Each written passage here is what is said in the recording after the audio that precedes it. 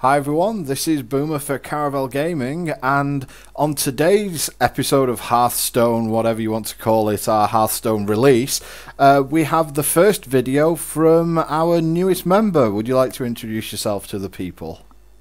Hey guys, I'm Maddy and I'm from Hungary. I'm the first non-originally English speaker. Yeah, you can see exactly what I'm talking about. So yeah, I'm the first edition of the non-native. That's what I wanted to say. Yeah, non-native. Guys, so I hope you excuse me. Yeah. Or But to be fair, Maddy's English is pretty good, really, in terms of his natural flow. So I don't think there's going to be any trouble. And also the thing that Maddy's quite good at, as you can see by the fact he's got 3,000 gold down at the bottom, he's not too bad at arenas either. yeah, I hope I'm I'm not too bad. I have around a 73% win rate, which is, not the best. I've seen better, but It's pretty high. I mean, I would say if you're going to talk in terms of percentage win rates, anything over 70 is pretty good. yeah, basically 70 means you go 7-3 in on average. Yeah. So I think that is pretty good if you can do that consistently. So, Yeah. and actually, given that Hearthstone is my first TCG ever that I played, I think it's Well, it's I'm satisfied with it. yeah, it's actually, if we're going to be pedantic on this front, Hearthstone's actually a CCG rather than a TCG because there's no trading involved in it.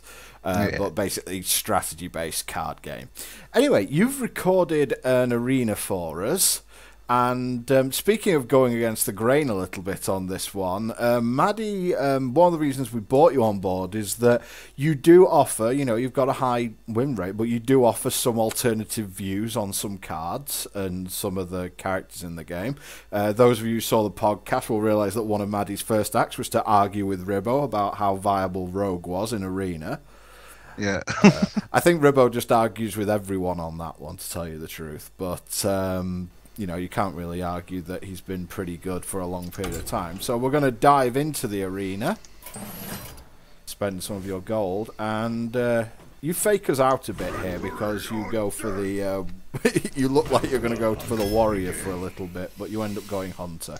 Was there a reason, I'll just pause it after you take the Defender of Argus, was there actually a reason that you decided to go hunter there? Because, rogue is a... you'd think very highly of Rogue for sure, and I would have been very surprised if you'd have gone Warrior, but I think that, many players would have selected Rogue there. Yeah, my idea is that, with like 3k gold, I'm not really prone to play the best class of all three, but what I find the most fun. And also, as far as I know, Ribo doesn't really like Hunter, and he promised to the viewers to never ever play Hunter again. So you're just trying to get yourself fired in your first video, and you're playing, and you're going to end up playing Hunter. Now we've discussed Hunter a little bit before, and we've said that Hunter probably has one of the biggest amounts of variance compared to the classes. And I know that from my very limited personal experience that I've seen Hunter decks that I would be disappointed if they got below 10 wins, but I've also seen Hunter decks where if this deck gets a win, I'll be incredibly surprised. Yeah, Hunter is a really different class to play. First off, I think it's the hardest class to draft in Arena because, a lot of their special cards rely on beasts. Now, if you don't have beasts, you generally don't tend to go that route, but sometimes you still have to. Like, for example, pick up a Starving Buzzard when you have just a couple of beasts. But, what's the threshold where you pick up the Starving Buzzard, over like a Leper Gnome or something? Yeah, because Starving Buzzard on its own is a pretty bad card. Yeah, it's terrible.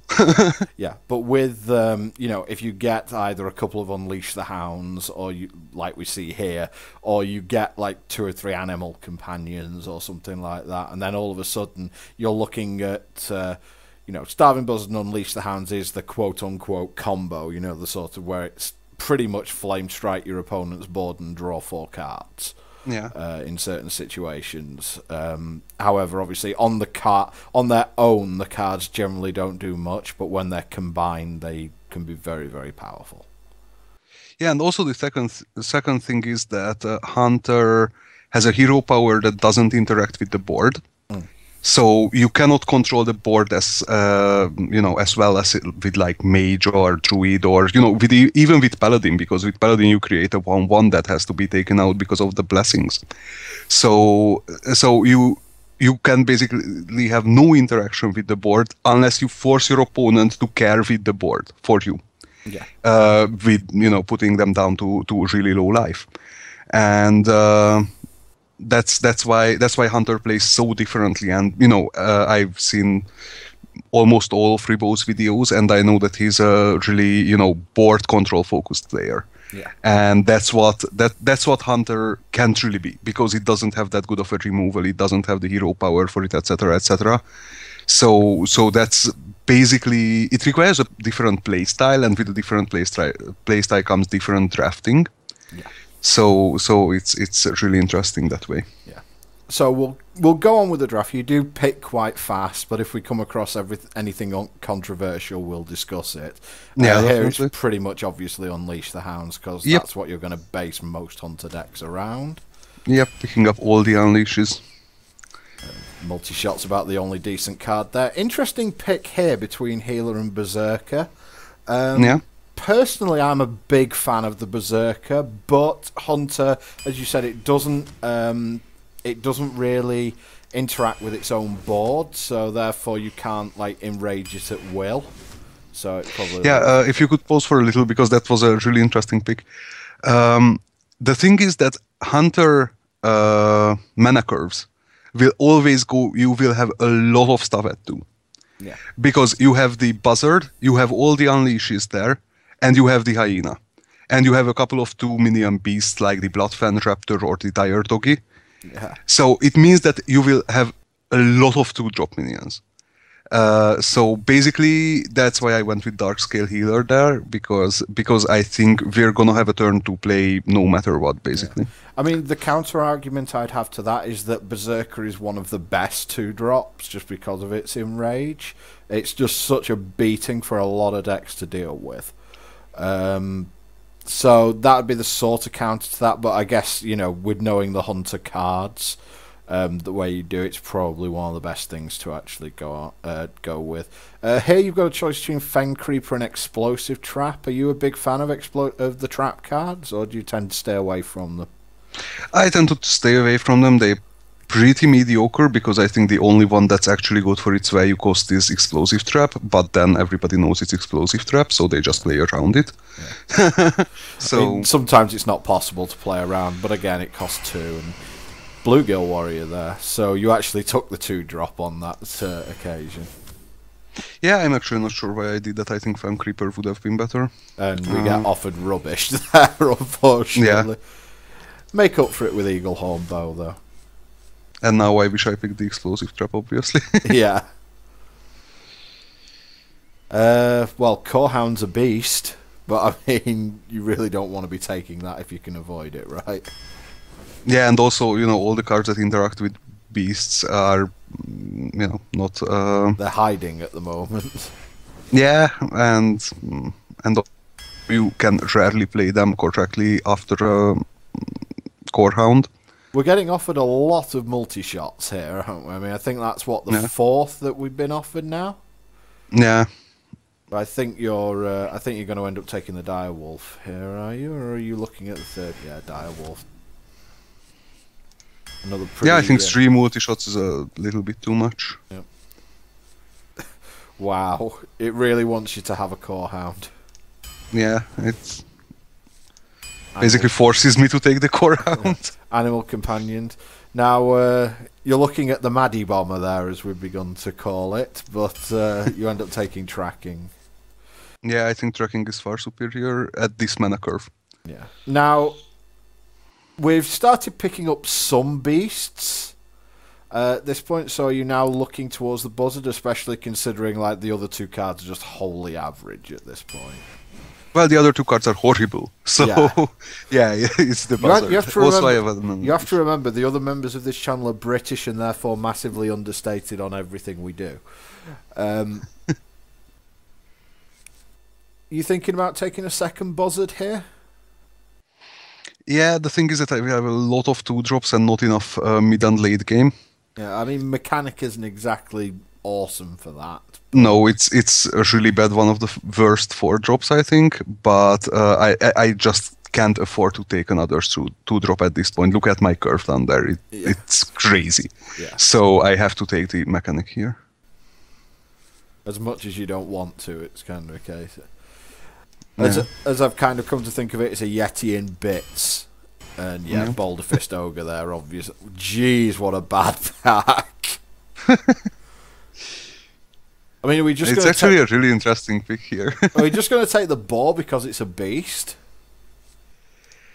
I think Frostwolf Grunt would have been better here, but I took the boar. Yeah, Unleash the Hounds, obvious. Razorfen Hunter. Interesting second pick there, where you took the you ended up taking the second Razorfen Hunter over Arcane Shot there. Yeah, look at my curve. Yeah, also, I have a lot of early game removal, I think. Well, not a lot, but I have Blue-Gill Warrior, which is basically an Arcane Shot in disguise. Yeah. Also, I have the Dire Doggy to go with the smaller minions. So yeah, I think second Razorfen is better. Also, it creates a beast with the 1/1 boar. So yeah, okay, fair enough. Another multi-shot's offer, but I think you're just going to go for Spiteful Smith here, really, maybe? I mean, you've got an Eaglehorn bow, which does play with it a little bit. Plus, we've just got no late game at this point. Yeah, that's why I went with Smith. Well, we have a Boulder Fist Ogre and a Court Hound, which is pretty much our late game here. Oh, yeah. Also, we've got pretty silly combos with Unleash. Yeah. Oh no, we picked up the hyena, so yeah, we've got silly combos, but yeah, it's just the minions. Minions are more important than spells, and we've already got 2 multi-shots, so like if it's my second multi-shot, I just pick that up instantly. Yeah, so we hear a sigh from you there. So you obviously, Maddy did have his mic on for about the first 5 minutes of this video, and we did hear a pretty big sigh there. So you're obviously not that happy with this deck. Would be the. Let's say I wasn't happy after the draft. Yeah, that's fair. That's fair enough. I mean, to tell you the truth, I mean, this is a big departure from what you guys would have seen in my last video that I got, where basically a Paladin deck decided that I hadn't been offered enough Consecrates in the history of ever and just flung them all at me in one draft. I think that this one is definitely this one is definitely on the other side, where I think you've got a fight on your hands to get to 7 wins here. Yeah, it's I have to say it's one of my worst Hunter drafts. I've just been offered like 4 or 5 picks where I really wasn't happy with what I had to pick. Yep. And unlike Ribbo, Maddy will play with the environment occasionally, so if you guys like that sort of thing, you'll see it here. Yeah. So, I think this play is pretty standard. Really. Yeah, I mean, take out the Fairy Dragon when you see it, and he makes another one, so fine. I guess we're just going to make Razorfen on turn 3. I don't think there's much merit in making anything else, is there? Yeah, actually, I think Bloodfen Raptor might not be that bad here, because with the Razorfen Hunter, if we didn't have the multi-shot or the board in hand, we just risk of him taking both out in 2 turns. Because he can basically kill the board for free this turn, and then we have to trade. But my plan was that I had a multi-shot, so I was like, he plays a minion and he kills the 1/1, and I have my 2/3 alive. But he managed to play out 2 guys anyway, so we got the multi-shot off. Well, that's one thing about multi-shot. Sometimes we're still behind on tempo, because we did use our entire 4th turn. Even though we got value by killing 2 guys, we did use our entire turn to do it. Yeah, but look at our hand. We're 1-up in value. So I think that's pretty good against the priest. Priest is good on making value back because he can heal his minion. Yeah. or his minions rather, but still, it's we were up in value, and we've got the Unleash, which is a value machine. Yeah. Especially if you get like Buzzard or Hyena with it, we can play that out. Yeah. In one turn. So, but he's got all the good cards, so we can't really do anything at this point. Pretty much, there's not too much we're going to be doing here. Now, this is one of the things that certainly I fell for in my video, and I think that I fall for it a little bit in Hearthstone, and I think that many beginners probably fall for it, is knowing in Hearthstone when to do nothing. Yeah. Or at least just, when you just use your hero ability, or you just use, you just make a guy and don't attack, and boy, that Fen Creeper's got a backside on it now. Yeah. 3-8, wow. We're going to have a little bit of trouble beating through this stuff, I think. Yeah, and basically at this point, it 2-for-1s me at least if I use the Unleash. Yeah. But I have to do it because if he starts healing the Fen Creeper, I'm just straight up dead. Yeah. So. Yeah, there's not many ways you can get through at that point, is there? Yeah, I was thinking that I can use the Darkscale Healers to heal the Mechanic up. Yeah, that's one thing we possibly can do. And then he cannot take it out with the 2-2. Yeah. So. I mean, admittedly, we're basically using an Unleash the Hounds to kill a Fen Creeper here, but there's not really much else we can do at this point, is there? And yeah, basically, if that Fen Creeper stays on board, I'm dead, and I have no way to, have a hard removal on it. I have no hard removal in this deck at all. Yeah. Yeah, because there's no Deadly Shot, there's no Hunter's Mark. Hunter's Mark or anything like that, is there? Yeah. No equality either. Well, yeah. I'd love to have equality sometimes in my decks. And this is one thing that I know that you... Oh, that's a bit of a difficult choice. Yeah, it is. Yeah. There's one thing that I know that you're sort of... I think that you have a little bit of a difference of opinion to Ribbo on, is the value of card draw in Hearthstone. Yeah. I know that you're quite a big fan of the ability to draw cards. I mean, obviously not at the cost of just losing all the tempo in the world, but I know that I know you do kind of like drawing some cards in Hearthstone. Yeah, I like it in Arena because generally you want kind of fast decks in Arena, so you can play a lot of stuff out in one turn. So even if your minion or if your opponent has board control with minions, if you have the card advantage, you most likely have the possibility to come back in a couple of turns. So if you're not close to that, if you have enough life to survive for a couple of turns, then you can basically change the pace, change the tempo up, and yeah, basically win the game because they don't have card draw and you do. Yeah. I see you took out the Acolyte of Pain there. That was basically just stop using my guy as a card drawing engine. Yeah. Shadow Word Death, fairly obvious from a priest there. He's gonna have some kind. He's gonna have whatever Shadow Word he needs. I mean, like when you're a priest, you always get the wrong Shadow Word, but when it's your opponent, he never gets the wrong Shadow Word. Yeah, it's something like that. Ready, sir. Pay attention, class. And actually, priest is a really difficult matchup for Hunter because he can heal himself. So with Hunter, you basically usually go, I keep board control in the early game, then start hitting head and don't worry about board control. But priest can heal himself back, and your hero ability basically becomes nothing against him. So it's a really difficult matchup with Warrior. Eagle Hornbow not the best here. Not really, but I actually think that is a mistake. I should have taken out the Violet Teacher. Rather than just going straight for his head at this point. Yeah. I mean, we have no oh boy, oh boy. Yeah. Yeah, this is looking worse and worse and worse and worse. I think that we're done for. Yes, we are. We're basically dead on board, so.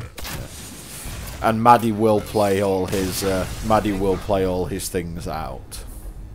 Yeah, but it's not because of BM. I don't do any other kind of BM. It's because you get experience based on cards played. Yeah.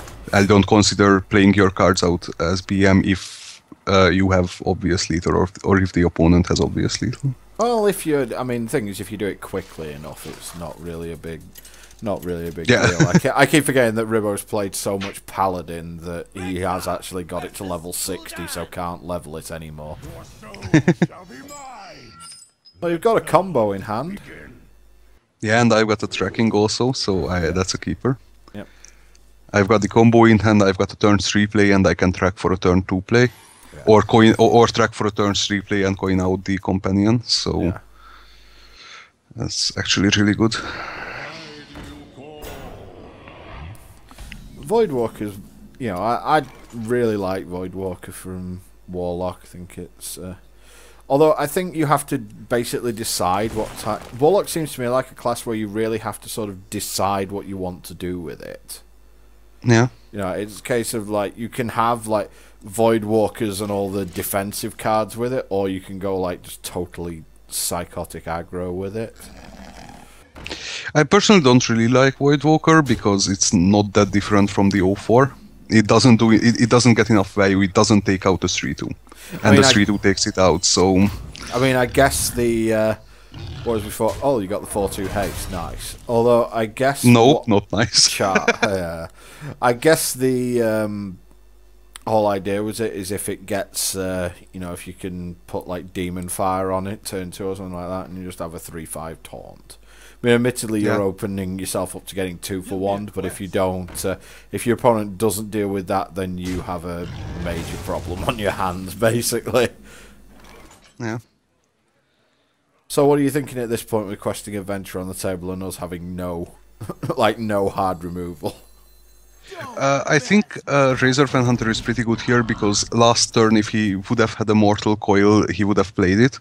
The thing is, if you take a look at, because he will play Mortal Coil now, but he will play it on the 1-1 and from the top deck. Yeah. So that's actually his top deck card. So, and, you know, it's pretty unlikely that he can play 2 cards in 1 turn with him not having a Mortal Coil. So I think Razor Fan was a straight trade. Yeah. But it turns out that he can top deck. And he makes a big mistake by playing Galvan Archer against the Hunter on turn 4, so... Yeah, because not only does he leave himself open to Unleash the Hand, he leaves himself open to multi-shot as well. Yeah, so he... he just made a pretty big mistake there. Yeah. And my hand is bugged, so... Seen that on more than a couple of occasions, but he's just basically allowed us back into the game there. Yeah. I mean, that Elven Archer didn't get any value, did it? It just shot us. Yeah, so...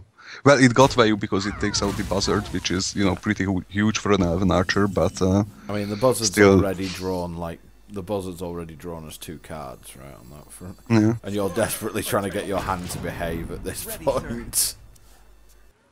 I was actually trying to look at what the card that was hidden was. Oh, it was Farseer, was it, that was hidden at that point? No, I think it was the multi-shot. Oh. Or tracking or something. But anyway, we fixed it. Yeah, he has all the answers at the moment. Yeah, it's pretty annoying, but... You know, we've got the Dire Doggy, so if we pick up something to go with it, we can even take the 4-4 out. Pretty obvious choice here, I think. Yeah. I mean, Defender's awesome. And I decide to draw another card because... You just like drawing cards, don't you? That's just the upshot of it. It's just like, I wish to draw more cards. Yeah, I mean, I really wanted to have an answer to that 4-4, although I'm not sure if there was any in my deck. I don't think there was anything we could have drawn now. We've not got any explosive shots or anything like that, or deadly shots, so... Yeah. I don't think there's a silence or anything like that in the deck either. Well, silence doesn't really matter, because actually it's suicidal to Hellfire here. Yeah. I mean suicidal in the sense that it kills the dragon. Because it has spell power, and spell power still affects the Hellfire, even though the 4-4 would die that way. Yeah. Nice one with the multi-shot there. Yeah, and since I'm pretty sure he doesn't have Mortal Coil, I'm not gonna sack my Novice. So just take the 5 damage and nut him for it. And actually, we're not in the worst position now. No, I think we're actually ahead, and especially with the Tempo Kodo in hand. Is that your name for him? Well, I mean, it's, you know, it can change the tempo, and it can kill 4 drops and 5 drops for nothing, so... Yeah. We've got the Tempo Elemental for 6 and the Tempo Kodo for 5. The card that used to be so much better. And there's a Demon Fire that kills our Direwolf. Yep. Worried And much he gets to about draw the worried much about the Auctioneer at this point? Yes, I'm actually really worried. I'm that worried that I'm going to use my Defender of Argus on it, the 1/1, to kill that. Because, you know, he can't tap forever. Like, every tap he makes is a free 2 mana for us, quote unquote, because, you know, our hero power does the same. Yeah. So every free card is basically gain 2 life, and that's what we don't want him to have with when we're playing Hunter. So actually, I really basically, if I could have taken out that Auctioneer like any way possible, I would have done it. Even if it's 4-4-1, 4-4-1's me. Yeah. Now, you can see that's a pretty poor use of Argus, for example. Yeah. To buff up a 1/1. You just do what you got to do, right? Yeah. I think you're okay with this. You're, you know, the Dragonling's going to 2-for-1 him, and Yeah. you know, he's life tapping And- as well. So Yeah, but look at that, he's life tapping always at the end of his turn. yeah. So he's not planning his turns out, which is pretty silly. Yeah, he really should And- be. More than likely should be life tapping at the start of his turn if he's not got something in hand that he wants to play. Yeah. I mean, he could be planning his turns out, just thinking, well, I don't have anything I can draw. This guy's played like 5 Shadow Bolts, hasn't he, or something here? Yeah. I think he's played And 3 Shadow like Bolts. 3 Demon Fires.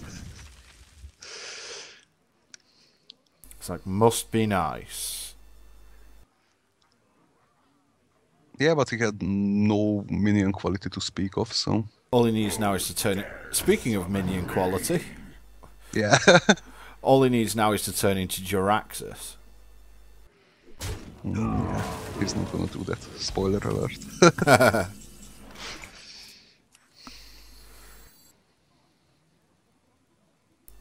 Just doing some maths, seeing if we can kill that Doom Guard.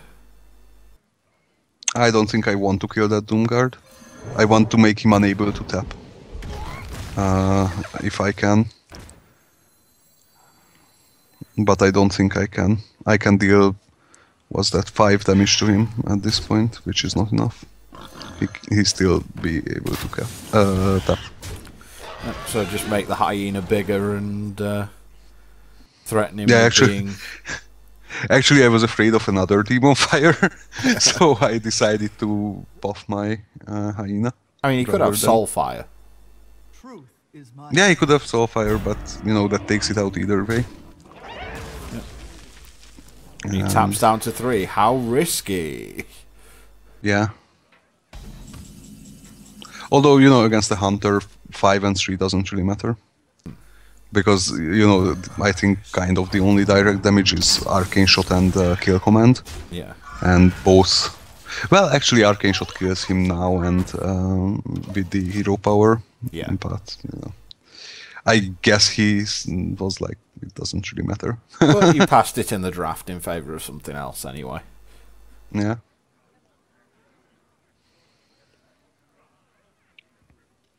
Well, he's on 1, so unless he can gain life this turn... That doesn't seem... He has to either gain life or kill you this turn, so slamming minions into each other doesn't seem very fruitful. Nope. It's just his swan song. And he commits suicide in an honourable way. So he didn't actually have a bad Warlock deck at the end of the day there. Yeah, I think it was pretty bad. But his minions weren't... He had too many... He had way too many removal spells and not enough minions. Especially not quality minions, like his only quality minion was Sunwalker, I think. Well, the Doomguard, obviously, but yeah, that didn't fit into his deck. So. He did have a Dread Infernal as well that he discarded to the Doomguard. So, you know, he definitely had... He seemed like he had a decent top end, but there wasn't much in the early game for us to be frightened about. Yeah. Might just be a sort of classic unbalanced deck, pretty much. Oh. And you get those a lot with Warlock, so that's not really a surprise. Yeah. Keeping hold of the Farseer? Yeah, I guess it's a good turn 3 play. Or, you know, turn 2, because we actually don't have a turn 2 play at the moment. Yeah, I mean... Also, it allows us to, you know, track into combos rather than... Considering the amount of complaining that you did about having too many 2-drops, you seem really bad at drawing them. Well, that's just how the Blizzard RNG works, so can't complain about that too much. Or won't. I could. Yeah. I could complain, but what good would it do? And he actually starts up pretty strong, so... Yeah. Plays his little gnome.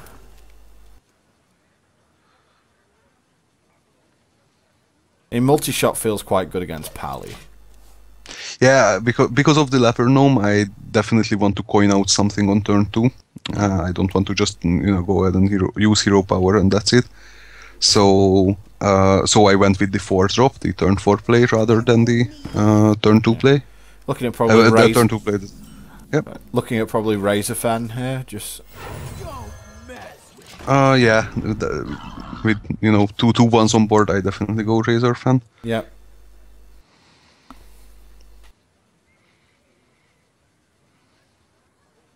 I don't think on turns 3 he can have any kind of counter except for like a Light's Justice, which is pretty silly to draft, so... Well, you sure... I mean, I've seen, you know, having 1 isn't exactly horrible.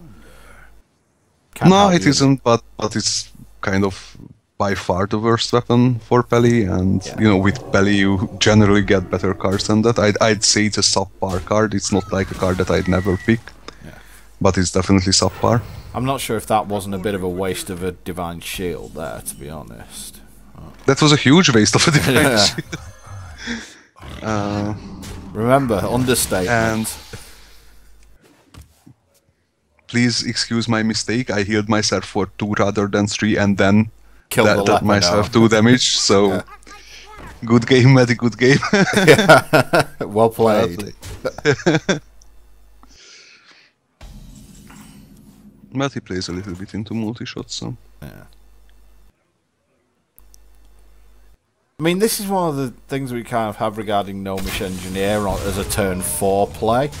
It's like, I know that Ribbo's had very, you know, he's had some pretty good rants on Gnomish Inventor, but it's like, I can, you know, and I completely agree with him as a turn 4 play.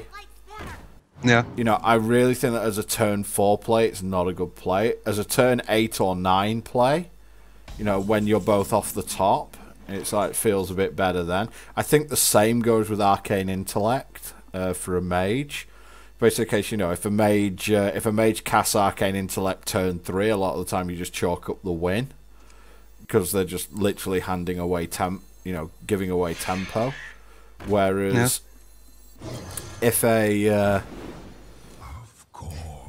mage casts Arcane Intellect like turn 9 or 10 when you're both off the top, the first thing you just go, oh god. Yeah, it's I'm actually kind of a fan of Nomish Inventor. I wouldn't say I pick him an awful lot, but I don't think he's as bad as you guys usually suggest. So yeah, we usually do have a bit of a go at it. It has to be said. yeah.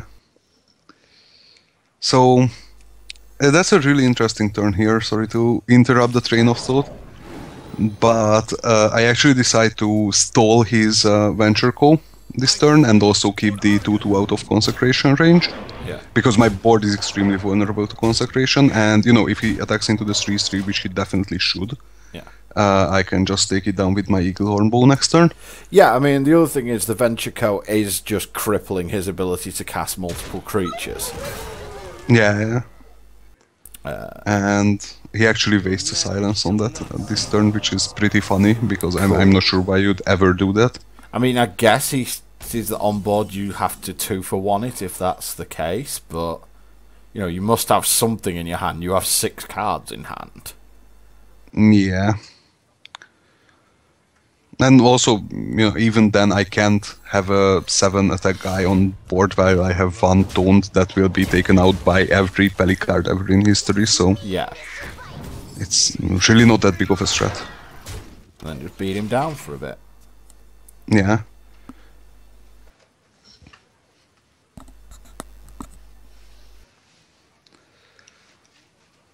So we wait for a while he has a go. Were many of your opponents as discourteous as most of Ribbo's are? I think that most people actually, if they know Ribbo, I think they just troll him now by waiting for like 15 seconds. Yeah, it's a funny thing. Also, it's really funny that he didn't heal his Spellbreaker, because now I can 1-for-1. Yep. Well, I could have done it with my weapon, but you know, then I have to suicide something into the Grizzly. So. Hey, look, something which says 1 mana, draw a card. Yep, and deal 1 damage as well. I mean, the fact that Buzzard's been on the board for about 4 turns is generally going to be bad news for the Pally. Yeah. It's just a pity you couldn't pick up a Scavenging Hyena to go with it, because I think that it would have been pretty big at this point. Yeah. See, you love drawing cards so much you were going to play that Core Hound then for a minute. Yeah, but then I realized that I can go face easily if I put down the 3/6, because he needs like an Equality Consecration now to come back into the game. Yeah, absolutely. And I guess he would have played that last turn, or at least he would have played the Consecration a couple of turns earlier. Yeah, I think so. So I really think he doesn't have Equality Consecration at this point, which means that Fang Reaper will stay on board. Yeah. Well, there's equality, so you could be wrong with... You're wrong with half of that. Well, Equality is actually the card that I did expect to, or didn't expect to not see. Yeah. So, you know, that could have been in his hand, but... Double negatives going on here, guys. Yeah, sorry. So you've got him on 1 if he doesn't make a taunt. A 3rd Gnomish Inventor. Now, I think that that's probably too many. Yeah. And I'm pretty happy I didn't play the Core Hound when he drew into the big Game Hunter. Yeah. And at this point, you know, the only thing we want to do is use our hero power every turn. Mm-hmm. That's basically the only point, and I'd rather play the Ogre than the Core Hound, because, you know, it's staying on board is what counts, and not its actual attack. Is there a Pally card that can deal 5? A Pally card that can deal 5? I don't think so. No, they don't have Holy Light or anything like that. That's a priest spell. Yeah. I mean, they could have like 2 Hammer of Wraths, but I think he'd have probably played Hammer of Wrath if he'd have had it by now. Yeah, but even if he can buff up the big Game Hunter by 1, he takes it out. So if he has a Shattered Sun Cleric or a Dark Iron Dwarf, or, you know, any kind of blessing or whatsoever. Yeah. Actually, what's more interesting is how many combos he has that deals 9 damage, because if he can deal 9 damage to me, I'm actually dead. Yeah. and that was 7 in his hand, so It was close. that was pretty close. But you know, you have to risk stuff like that. Yeah. Although I probably could have taken out the big game hunter because that 2 damage didn't really matter, Yeah. and his 4 could have mattered. So that was probably a smarter play, but I don't think it's all that relevant. Yep. And we've got some wins. I think the goal has to be we've got to get that goal back above 3,000, right? Yeah, I mean, if I go 7 wins with this deck, I'm pretty damn happy. Yeah. Because I think this deck is pretty horrible. I mean, the second Unleash helped it quite a lot, Yeah. but even then, I don't really have quality minions, and There's not that much overall power, is there? yeah, and I don't have any direct damage whatsoever. Yeah. Well, I have, you know, I mean, the kind hunter of has direct its, damage. yeah, the hunter has its hero ability, so there's always some sort of direct damage, but not to More not like to direct creatures. damage to minions. Yeah. I have multi-shot, but multi-shot is pretty worthless when your opponent has more than 2 minions out, so... Yeah. And... I mean, it's basically your opponent has to have exactly 2 minions out for it to be really good. Oh, lost the buzzard. Was the buzzer, but with no Unleash in hand, I don't really mind that. And Animal Companion is super strong for a 3-mana Yeah. card. And my opponent takes the mana lead. I hope you like my invention. Oh, just with the old wild growth there. I was wondering what was happening there, but no, he just played wild growth, right? Yeah. Swamp Ooze.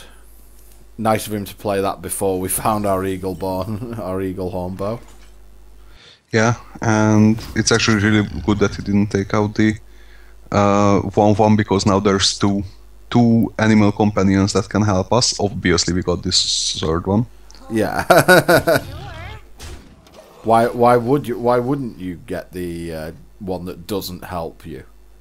Yeah, and I actually went for face here because unless he has a big removal like swipe, Yeah. he cannot trade more favorably than how I could. Yeah. And if he wants to, you know, use big removal on a 4/2, By all be my means. guess. Yeah, like, by all means, go ahead. Yeah.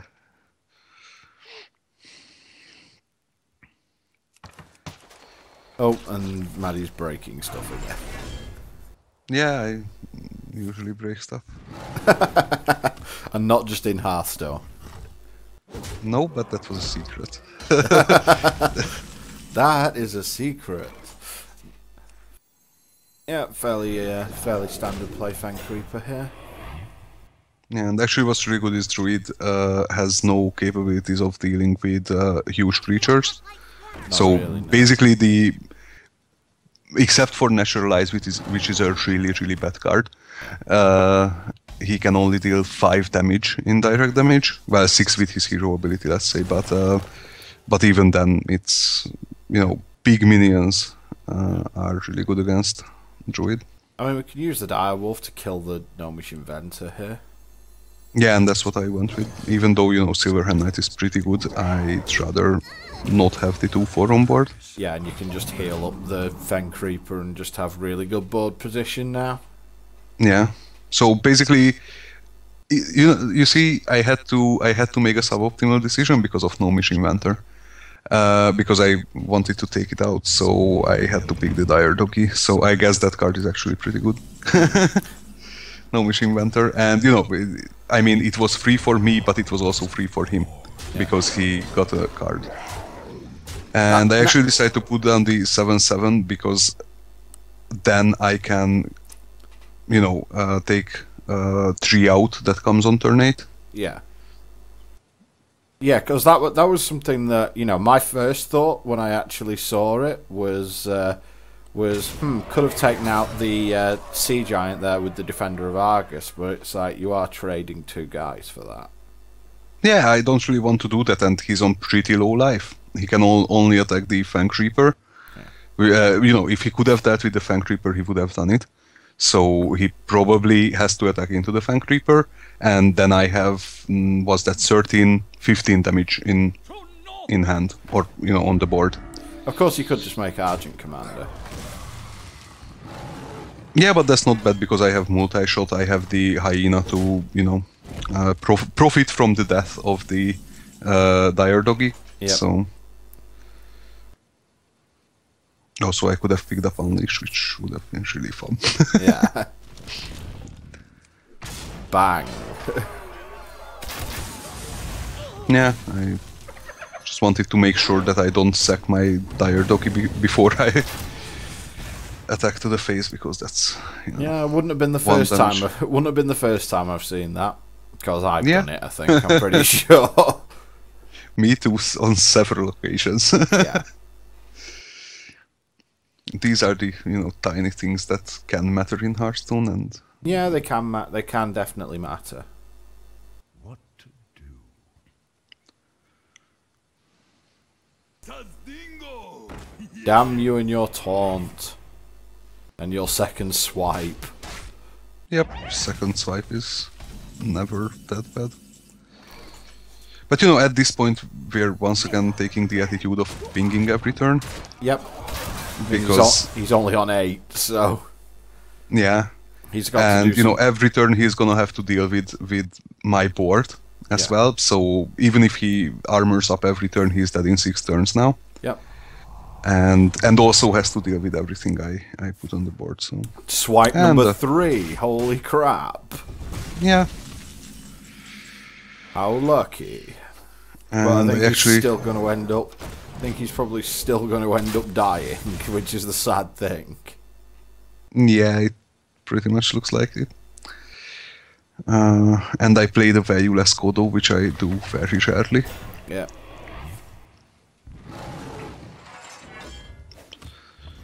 Yeah. Still And that can't 8-8 raise. is pretty bad, but Yeah, well, I think. Well, we can shoot him in the face and then shoot him in the face, I guess. For Argon! yeah, I mean, he's dead in 4 turns now. Yeah. So, that's- basically, what my thought process is that if he cannot kill me in 4 turns, I will win, and that's why I use my Argus here. Is that he's forced to attack into the Kodo. Yeah. And if he makes a second minion here, you can actually just unleash the hounds and kill his 8/4. Yeah. Well, I can kill it anyway because I can use my Eaglehorn bow to kill it, but That does it's- involve taking. Oh, nice draw. It's like that does involve taking 8 to the face doing that. yeah, actually he's dead at this point because I can kill the 8-4 with the board and just ping an attack to face. Yep. So I didn't even need the multi-shot, although it was a pretty sick top deck nonetheless. Yeah. See, Maddy doesn't miss on table kills most of the time. Yeah.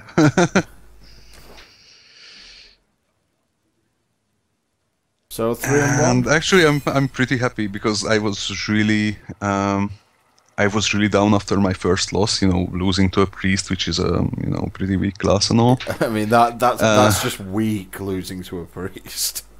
Yeah, and I was like, that probably says that my deck isn't that good, but I'm at 3-1 now, so. What was your realistic expectations, do you think, when you picked the deck up?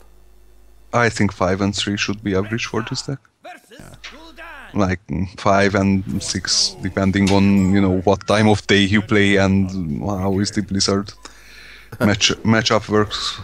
How does the matchup work? How's the RNG like you? You Yeah. know, all these things. Yeah, I mean, 7 was basically the maximum I could imagine with this deck, and basically nothing like up from 2-3 would have surprised me, because my minion quality is really bad, and if I can't play my combos, I'm just dead to any kind of decent deck. And I went with the Bloodseer Trader because I needed a turn 2 play against Warlock. Yeah. So I can't really just shoot him in the face on turn 2. Because you've got to imagine a Warlock's going to come out of the traps in some way. Yeah. Yeah, basically I don't want to have my first minion on board on turn 3 when he has 4 or something. Yeah. So that's basically a loss. But like when, you know, when Warlock was like super popular, you just see like turn 1 Void Walker, sorry, turn 1 like Void Walker, Flame Imp, turn 2 Void Walker, Blood Imp, and it's just like, oh my god. Right, it's like there, especially when Flame Imp was its old self. If Warlock started like that, it was just like, yeah, I'm not winning. So I don't care what I do, I am not winning. There's a 3/3, a something 1. like the Mana Worm coin mirror image with Mage. It's like, okay. That's due to coin being a spell, though, and we all know about that. Yeah. Attention, class. And that's basically a free Argent Squire for me, so I just take it. Yeah, seems fine to me.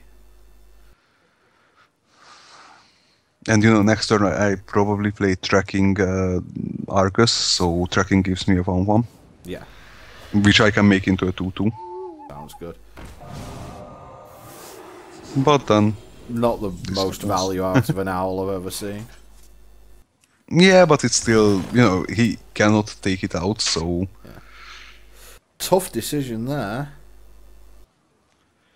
Multi-shot deals with the board, and I have a turn 6 and a turn 7 play, so I think, you know, having a clear board there is far superior than anything else. Yeah, it's a pity. Even though it's a quote-unquote wasted multi-shot on the 0-1 and the 2-2. Well, I mean, Blood Imp can be randomly annoying even in its nerf state, so Yeah. I think that it's fine to do that.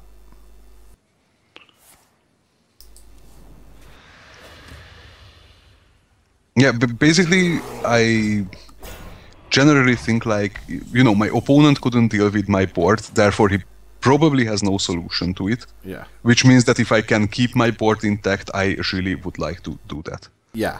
And that's basically the thought process that goes through my mind. Now, here's a really interesting decision, because I could play Argus to kill the 3/3 with my 3/3 because I'm afraid of Hellfire at this point.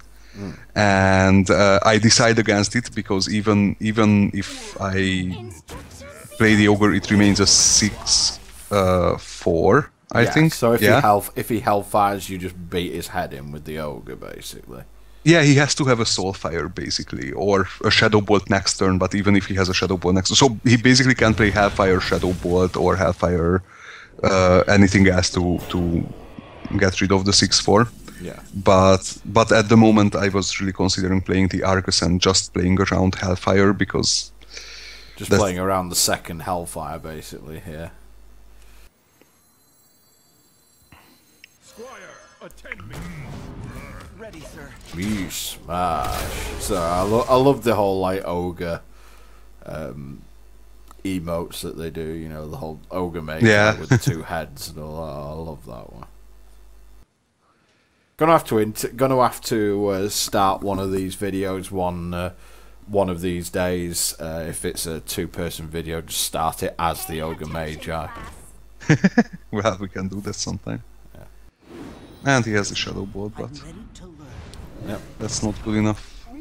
I have 8 damage on board and the hero power, which means he has to pull something out of the back here. Yeah. It's like, can you do 24 damage next turn? Otherwise, I have some bad news for you. Well, or heal. You know, he could always heal. Well, he's got to heal and deal with your board and make a taunt, and yeah, it's not looking too good. Shall we be honest at this front? And it's not even Jirax's turn, so he cannot even play that. I am the blade of the god. Well, he played a bad spell to heal himself, but yeah, that's not gonna be enough. Nope.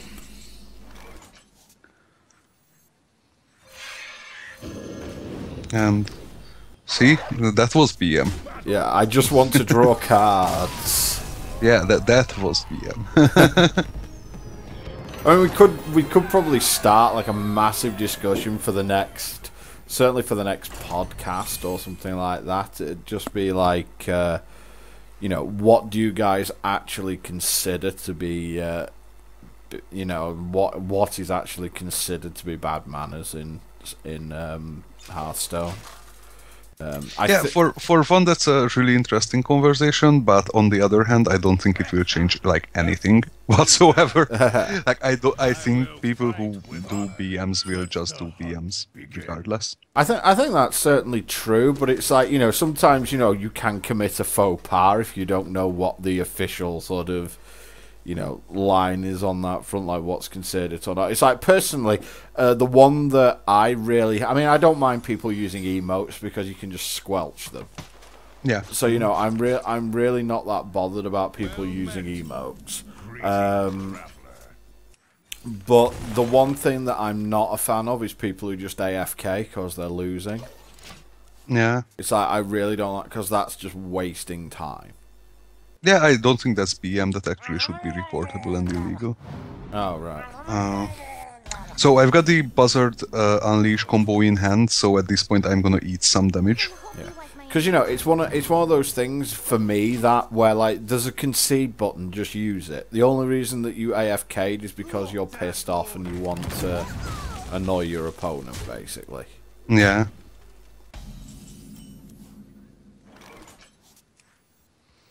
So you're going to coin into the combo and...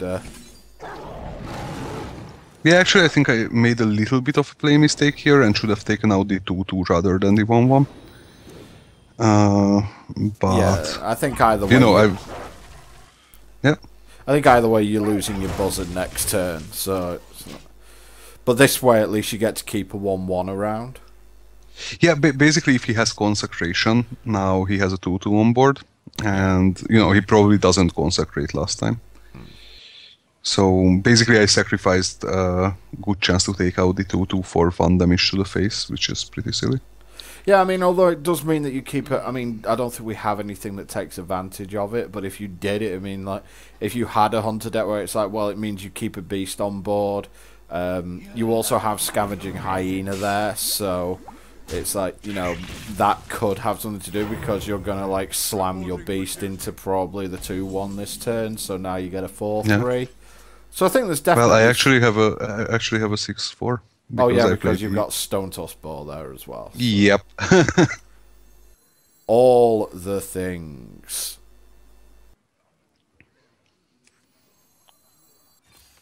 But and, first, you know, we're since gonna... I have tracking...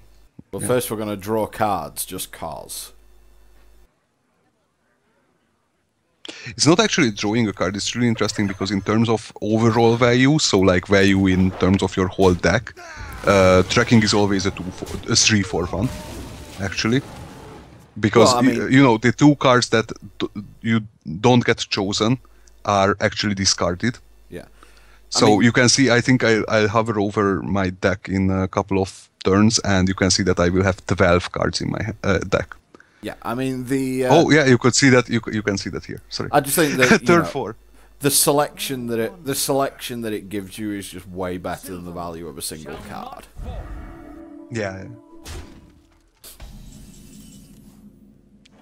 You have a lot of cards in hand at this point.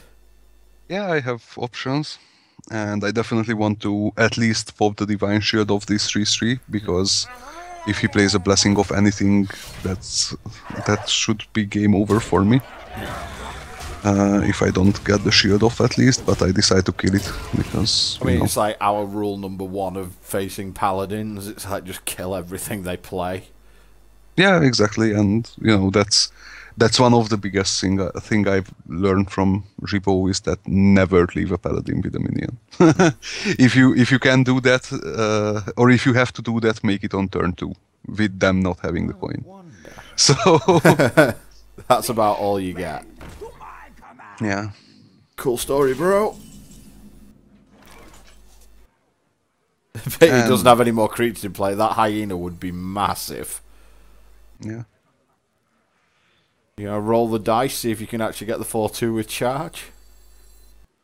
Well, that's good, and also the 4-4 with Taunt. Oh, am I actually not going to do that? I should do that. I really should do that. Yeah, the 4/4 with taunt is also good because he attacks into it and then I can kill the 4/6 with my weapon, which is 4/2 at that point. That's Misha, isn't it? The 4/4 with taunt. Yeah, it's Misha. And Squelch. Yep, got this Squelch hammer. Nah, that's not good. Yep, I finally made the And you get the good wrong decision. one, obviously. Yeah.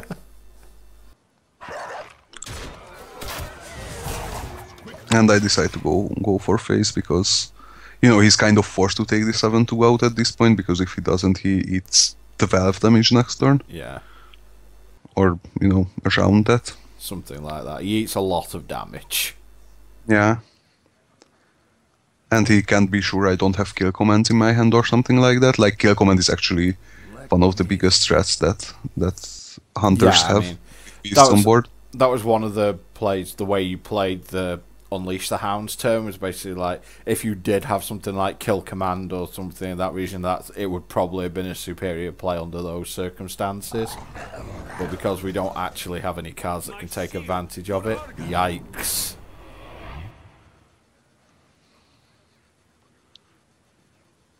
Yeah, and look at the play he makes. Like, I was straight up laughing out loud when he made this play. Let's see what he does. Is he going to go straight for your head?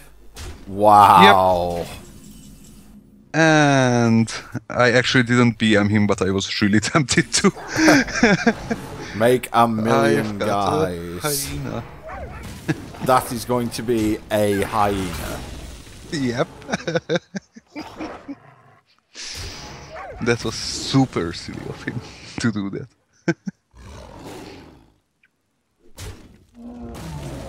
Wow, that is a hyena. And you Kodo is Defender of Argus just for good measure. Yeah, I don't want him to be Blessing of Kings, so... So children, here is your lesson for today. Kill the scavenging hyena. Yep, especially when your opponent has like 7 cards in hand. Yeah. And especially when he has the 2/4 that gives all beasts +1/0 in play as well. Like, wow, seriously? Aww. And he just top decked. I think it was a top deck, I'm not 100% sure. Yeah. Oh, maybe it wasn't, I thought it was Equality Consecration, so... that's pretty good because he doesn't realize that the Kodo is a beast as well, so if I sack the Kodo, I don't have to sack the 14-1. Good grief. And...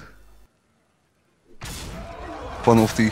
That must be the hardest that 1/7 has ever been hit. Yeah. I love seeing double figure numbers off one thing. Unless it's Deathwing or something like that, then it's like, well, you've won already. Remember the times when it used to be a 2/2? Yes, it did used to be a 2/2. Would you like to die honourably while taking a million? No, actually, he can survive. Well, he cannot survive, but I thought he could survive, so I went into a little bit of a, war with myself here, because first I said, well played, because he was targeting the 16-2. Yeah. Then I realized he's not actually dead, but then, yeah, he's dead. So Yeah. And we're actually at 5 pins, so... Not doing badly pretty good at for all. this. Although it would have been much harder if he didn't leave the hyena. Yeah, if he'd have killed the hyena, that could have been a very difficult game at that point. Yeah. Let the hunt begin. I will hunt you down. Hunter mirror match. I'm not feeling too confident in this. Do you keep the boar here? With the hyena, I think that it's... Yeah, I probably do, just because of the hyena. Yeah, because I can play the hyena next turn. Yeah. You've got some vendetta against that balloon, haven't you? That's like the third time I've seen you, like, get rid of it there. It's like, everything else you leave alone, but you've got to let the balloon fly off. Honestly, everything that moves on the screen is really, really bothering me. Oh, right. So basically, yeah. And also the pumpkins or whatever those are, watermelons, really bother me for some reason. I'm not sure why. I guess it's, psychological. Do you But just have some vendetta against watermelons? yeah, they probably hurt me when I was a little Did, kid. did you have like a bad experience with a vodka melon at some point or something? Nah, I don't drink girly drinks. And I mean, I'm not sure if I should have played the Razor fan here just because of what happens. And actually, it's not being results oriented. I was thinking about it at the time. Doing the Unleash combo. Yeah. And, he just maxes out on cards, basically. Yeah. And also gets to kill half of my board. Yep. But if he doesn't have the Unleash combo, I think we've actually won with this board.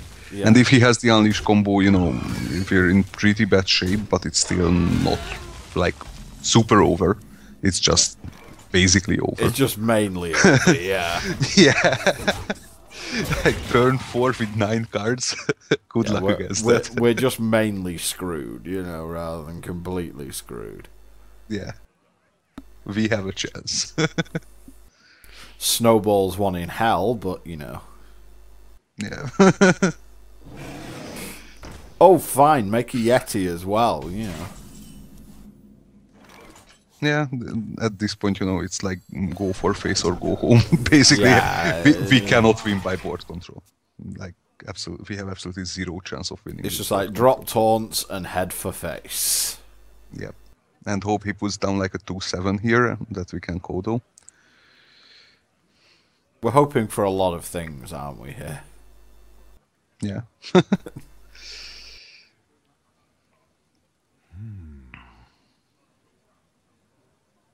So, I mean, let's just discuss this match a little bit. What do you think is going to be the most important? I mean, aside from obviously comboing, what else do you think is probably the most important thing when you're coming up against a Hunter Mirror in Arena? Yeah, his deck's just better than ours. But it's like, what's the, what would be what your major considerations would be in this matchup? I generally feel mirror matches are pretty good to test your deck. I generally view them as testing your deck, how good it is, and I mean, for me that says that it's mostly about your decks. So in Hunter versus Hunter, it's probably who can Zerg down the other one faster. Oh boy. That's not that bad because we have multi-shot. So Yeah, true. I mean, if we didn't, it'd be yeah, then it would be a little bit of a disaster. But it does seem like he has like a lot more beast synergy than we do, but somehow we're coming out ahead here just because we're probably a bit faster in the early game. Yeah, and because we've been top decking pretty nicely. Like there are a tremendous amount of cards that wouldn't have helped us. I mean, that's true, but that's one of the things that I mentioned. I think it was in my last video. There was a bit of discussion regarding it. It's a case where in Hearthstone the tempo doesn't swing. You have to do something like ridiculously good in order to swing the tempo. It's like just playing good cards isn't enough. Just playing good creatures is not enough to swing the tempo. It's like you have to do something really good, like a Flame Strike that someone plays into, or an Equality Consecration, or something like that. And it feels like here, even with that Buzzard Unleash play, he still only brought the board back to parity, and he's only been playing one card a turn. Yeah, the only thing I have about that is we've also had perfect answers to everything he played. I mean, so if we don't have that multi-shot in hand from the again, 3 or 4 cards that we had. But then again, you could always answer on that front that he had the Buzzard Unleash coin combo on turn 3 Yeah, in that's true. his hand. And if he hadn't have had that, he was just dead to our board position. Yeah, that's true. So, it seems that he's had a lot, he's got a lot of good cards, but he still lost this game, and he's got 6 cards in hand. Yeah. And he's played all the beast synergy and everything like that. And even I came out and said, yeah, this guy's deck's just better than ours, but that's not really the way that Hearthstone works. Yeah, I mean, he made silly plays sometimes, I think. But, for example, silencing the 2/2 before multi-shotting, that didn't really make any sense. And so he made silly plays, but yeah. It just feels like, if you were to put the 2 decks side by side there, you'd say that his deck was far superior to ours. Or at least from what we've seen. From what we've seen, we don't know what the remaining 15 cards in his deck were. They could have been gravel. 15 shield betters. Yeah, but it's like from the cards that he played, it looked like his deck was superior to ours, but he just didn't do anything fast enough. And despite having really powerful plays, he couldn't bring the tempo back into his favor. And it does feel like Hunter's definitely one of the classes that's really hard to get tempo back off, just because it can just shoot you in the face for the rest of the game. Hunter will just get to a point where it goes, I tell you what, I'm just going to shoot you in the face for the rest of this game. So it feels like you really want to come out fast with the Hunter rather than sort of going for the major controlling option. Because, as you said, you can't board control as a Hunter. Having said that, I chose a multi-shot over a Hyena with no turn to play. Yeah, I'm not. Yeah, So- yeah. Let's just slap you for that. There you go. E-slap for that one. No, I think I made the right choice because my hand was really controlling. And I actually make a really big play mistake here, not taking out the 3/2. Not taking out the wild power. He has the coin in his hand. What do I expect? Yeah, it's like coin plus something equals your guy's dead. Coin plus hero power. Yeah, that's it. And he actually has an even superior play, but oh dear. Oh wow, that's gonna make that's a lot of 1 damage coming. yep. So that was a pretty big mistake on my part. I will have a couple of those later on. So. As we mentioned before, we all make them. You get less margin for it than me because I've played less arenas. Yeah. Having said that, though, we've all watched a lot of videos, or at least done quite a bit of research on it.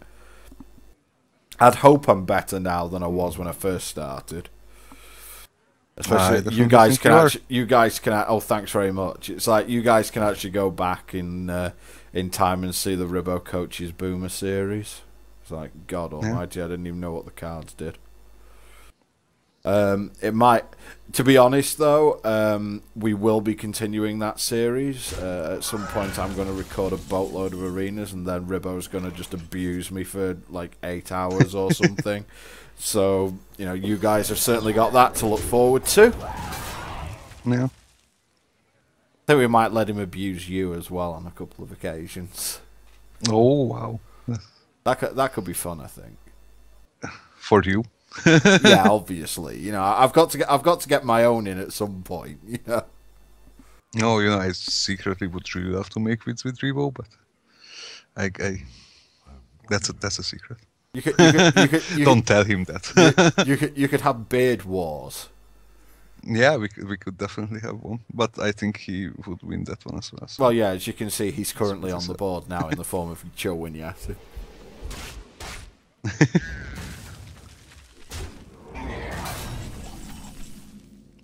Which I do believe is still like his favourite card of all time, like ever. Yeah, it's probably the best card in the game that's available for everyone. Like probably Fire Elemental is the best minion, and Flame Strike is the best spell. So. And Pyroblast is the most annoying spell. Well, Pyroblast is it's not as good, but still irritating. yeah.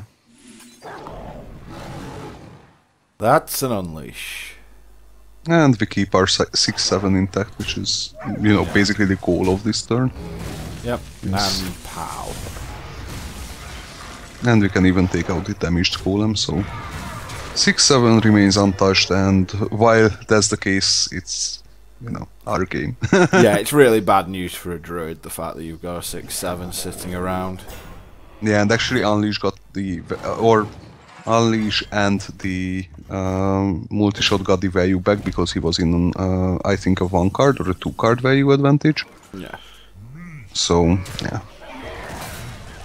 And now he's in even worse shape. He obviously has swipe when he just puts down the Fang Reaper. Any thoughts on just playing War Golem here, or are you gonna look for a little bit more value than that? Oh no, just War Golem. I'm actually gonna play War Golem here because if he puts down an 8/8 3, then I can just take it out with the Dire Doggy. Yep. Or a Defender, whichever way you want to do it. Yeah, basically the 2 cards on the board are my heart removal in the whole deck. Those 2 cards are the heart removal, so makes sense to me. And now the guy goes into a little bit of a goes into the tank for a bit, shall we say? Yeah, but not just a tank. Like he pulls cards out for he might basically have the entire time. He might have the bug. Looking at it, he might have the cards on top of each other bug. Yeah, but then why would he play card? Oh, yeah, maybe. Because, you know, I've had that a couple of times where it's like trying to grab cards. Yeah, he probably had that because he wanted to target something with a spell. Yeah. He probably had swipe in his hand. Yeah, he probably wants that second card and he can't quite pick it up. Yeah, that's the case. There's a swipe. So he may have had a better solution there, but it's still looking pretty dire for him, if you excuse the pun. I'll just like make no. I'll just try not to respond. Was it that bad? Well, there's two rules to punning that have been that are generally accepted. Never apologise, never explain. They're the rules to punning. Okay. I didn't know them, but it's one of the best ways when someone just yells, "I don't get it." You just say, "Never explain, never apologise," and that's the. So just thinking about the best way to. Oh, you've got your. I mean, it's a pretty powerful board overall we've got going on here. yeah, basically, I think we're in the best situation in Hearthstone, or at least the situation that I feel the most comfortable in is when you're ahead in value and ahead on board. You can just basically trade anything on board while the guy runs out of cards, and then just beat him up with your standard minions and hero ability. Yep. So, I mean, the druid I'm does not looking to rush here at all. Yeah, the druid does have some form of protection from your hero ability with his armor. Yeah, but that just makes it last longer and actually not. Yeah. Doesn't help him at all. And, you know, the tree here is Tracking's a really good pull at this point. Well, I'm actually not sure what I could track here that would be useful for me, because I don't have a deadly shot or, you know, basically anything like that. And I decide to draw a card off my buzzard. Oh, Beasticule.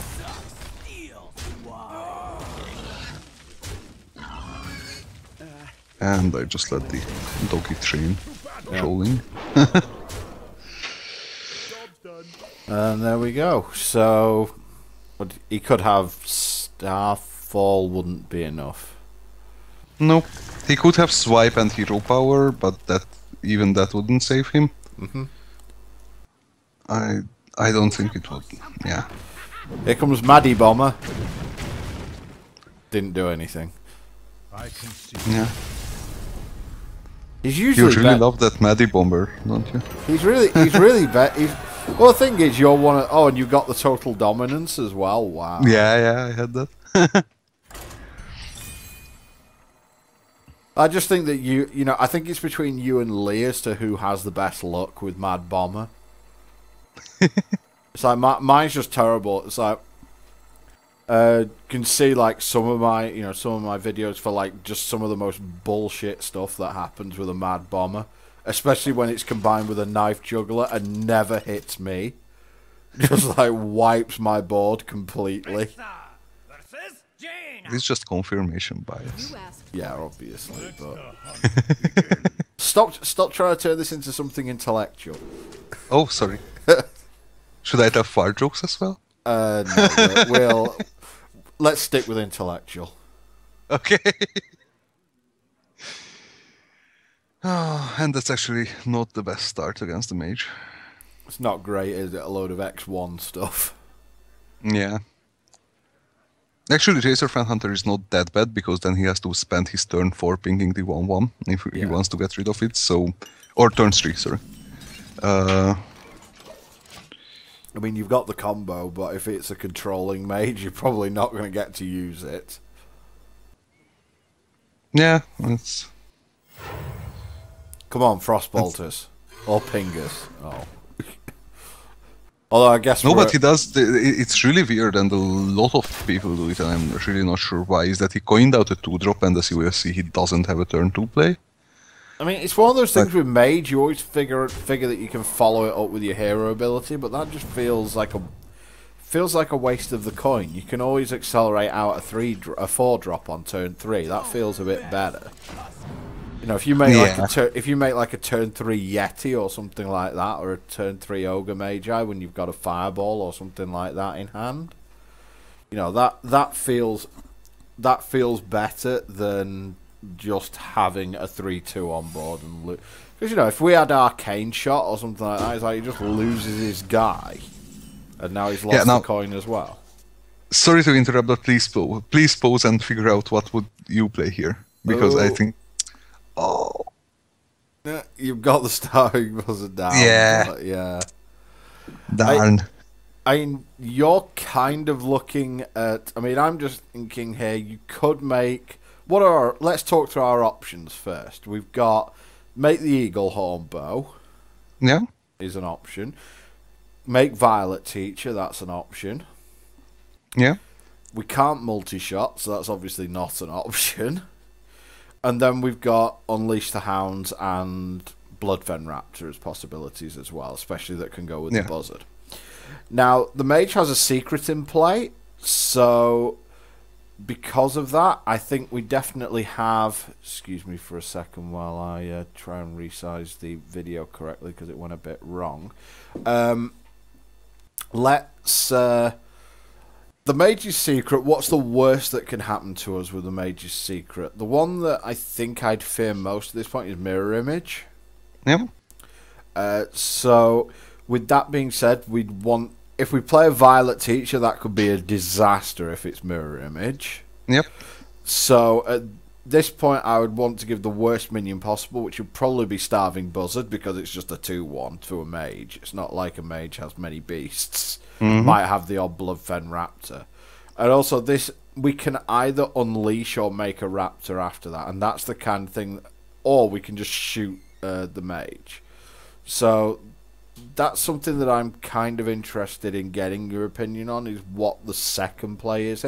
I think it's pretty obvious the Starving Buzzard is the correct play, first up. But it's what we follow up with at that point that I think is really interesting. Well, I mean, it depends on what turns out the secret to be, because if it's... basically, why I went for this play, this looks... a little bit interesting because, you know, basically, if it's not a mirror image, we are unleashing for one doggy, and you know, well, we get a card in return, but we basically created a novice engineer with charge, and you know, the buzzard will be dead. But first off, at this point, I don't think any other secret makes sense at all. Like, unless he has absolutely 0 turn 3 plays. Yeah. But even then, if he had a secret that didn't make sense to play, like, I don't know, Spellbender, for example, he would have just pinged the 1-1 and go to the face with the 3-2, right? Yeah. So So that secret actually makes sense for sure. Now, Vaporize doesn't really make sense. Ice Barrier doesn't really make sense. Ice Block obviously doesn't make sense. So basically, it's either Counterspell or the other one, and I think even Counterspell doesn't really make sense. So I'm, at this point, I'm like 85% sure it's Mirror Image. I mean, Counterspell kind of makes sense if he feels like you're going to go for an Unleash at some point, but again, you're probably, if it turns out this isn't Mirror Image, you're probably going to bait that Counterspell with something that doesn't matter that much. Yeah. Rather than run your Unleash the Hounds into it. Yeah, definitely. Yeah. Well, I mean, if it's Counterspell, I probably run into it. Well, you might just have like tracking or something like that. Yeah, but at this point, even if it's not Mirror Entity, I have to play my Unleash to try to get value from the Buzzard. Yeah. And to kill his 3-1, but I mean, yeah. you kill his 3-1. His 3-1's dying this turn anyway. It's just that you want to get some value from the Buzzard if you can. Yeah, but the thing is, if this is Mirror Entity, it actually is a valueless card, and it draws me one extra card, right? Yeah. Because my 1/1 charger that's created will draw me a card and take the Mirror Entity Buzzard out. Yeah. So basically, him playing the Mirror Entity helped me in the game. Yeah. Which is pretty silly. So yeah, that's why I think Unleash is good here, and the other thing is that the weapon is not good here because we have to be afraid of Mirror Entity, so we cannot take advantage of the tempo we get from the weapon because we just can't put the the Spiteful Smith or the Violet Teacher down. Yeah. Because we're afraid that's Mirror Entity, so basically the weapon does us less good than it should. Yeah. I mean, the fact that it gave him an extra creature, so your Unleash was an extra guy. It's like, so draw an extra card, kill your guy anyway. It's like, yeah. Ouch. No take Candle. Yeah, he's dying as well.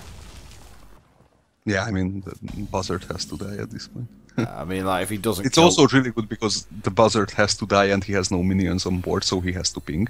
Yeah, which means he can only pay 2-drop, which I can take out with my weapon. Yeah.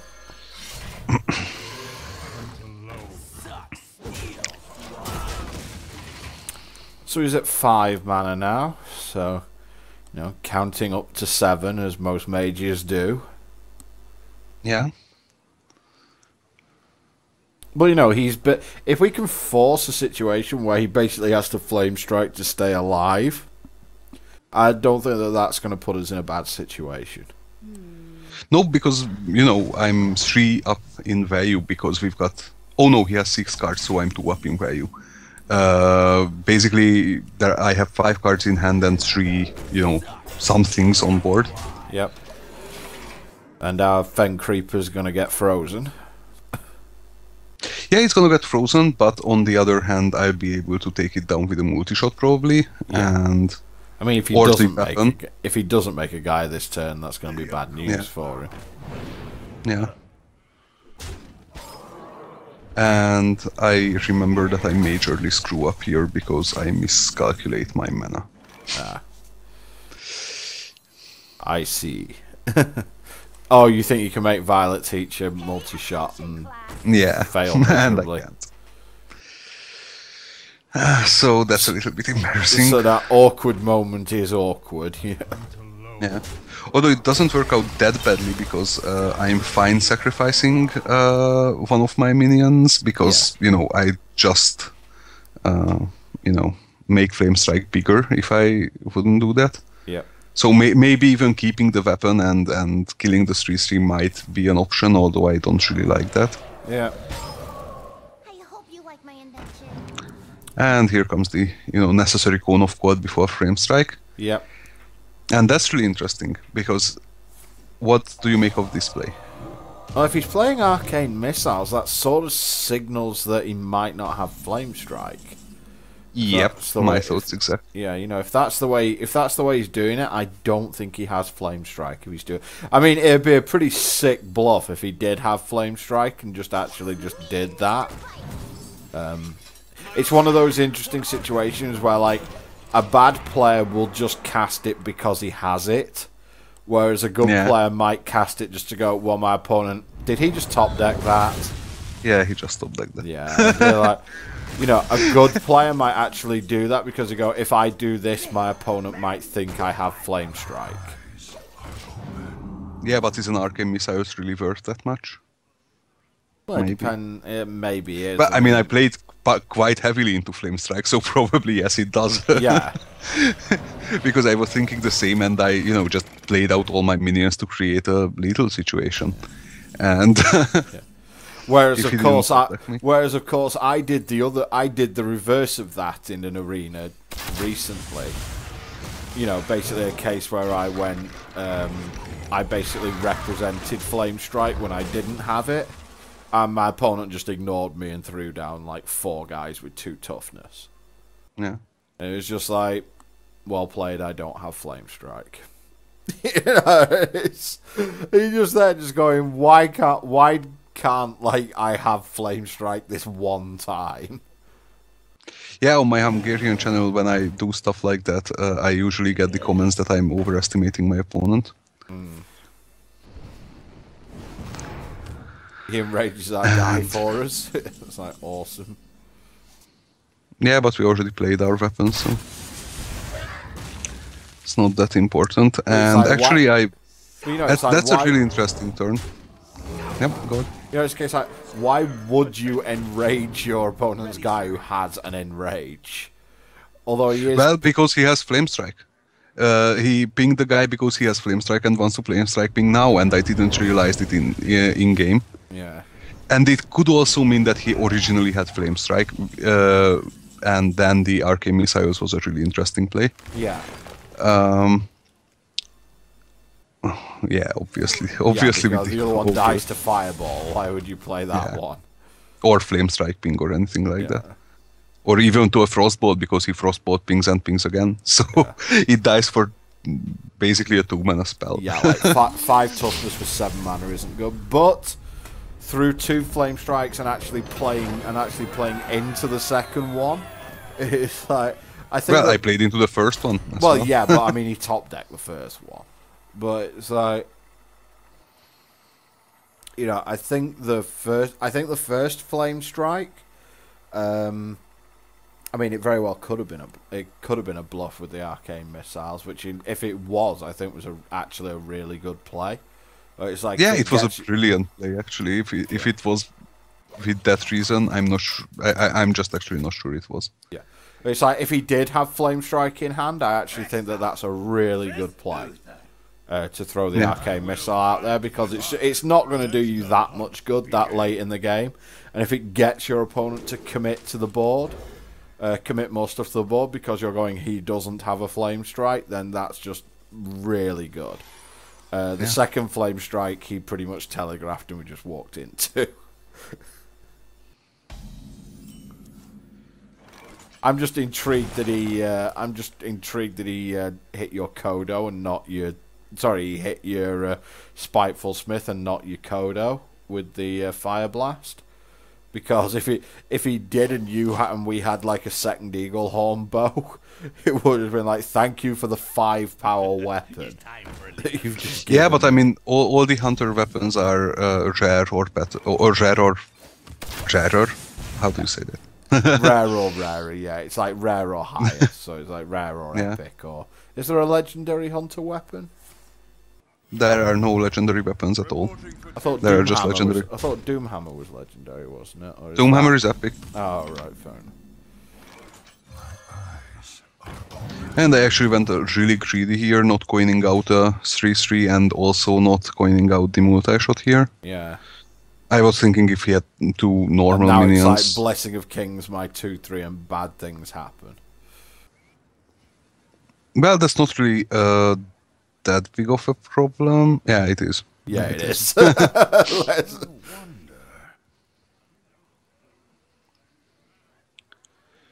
Well, the fact he hasn't cast it by now, I'm pretty sure he doesn't have Blessing of Kings. You know, I'm pretty sure he just have slammed it on his Berserker and just gone, nice. Yeah, he could have that as well. Well, you would have thought the same about the True Silver, wouldn't you? Yeah, you would really. I mean, maybe he was thinking between True Silver and. Nah, I don't think that's a question, and I go ahead and coin out the Fang Reaper because, you know, True Silver alone doesn't take it out, so in theory he has to sack another card for it. Yeah. Either the 2/3 or like Equality or something, or even a Consecration.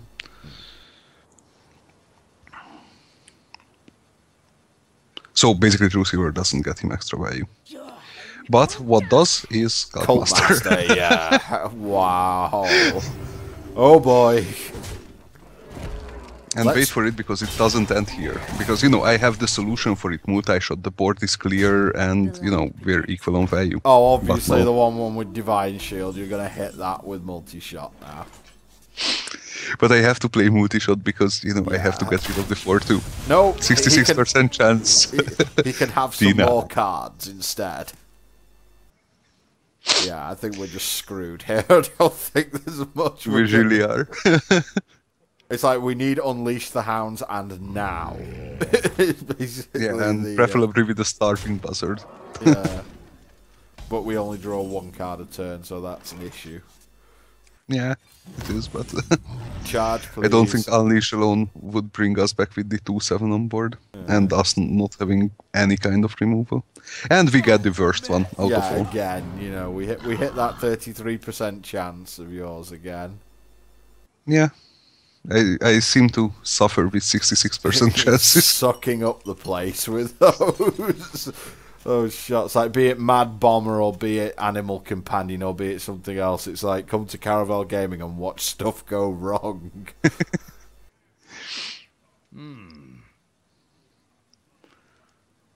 Yeah, basically, you know, in that sense, I'm a perfect match for. He's saying hum here, and I'm pretty sure that the hum is what's the best way I can utterly destroy you. I'm pretty sure. Spoiler alert, he doesn't find it. Look at the play he makes here. It's like crazy bad.